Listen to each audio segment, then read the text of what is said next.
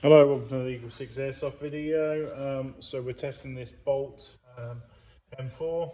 This was a customer tripped over with it and bent the whole front of the front end. So we removed the front end, and luckily it only slightly damaged some of the threads by effectively pulling the nut over the threads.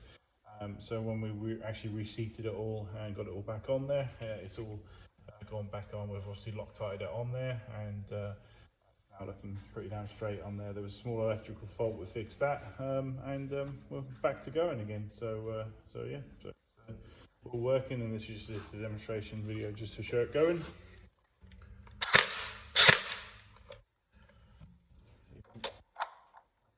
These.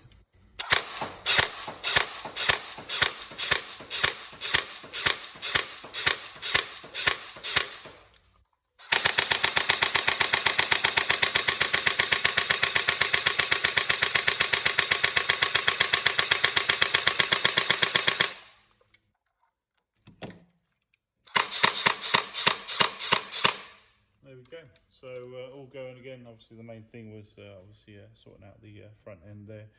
Luckily we didn't need actually to get any parts, which is great. Always a good result when it's just labour. Brilliant. Cheers. Thank you.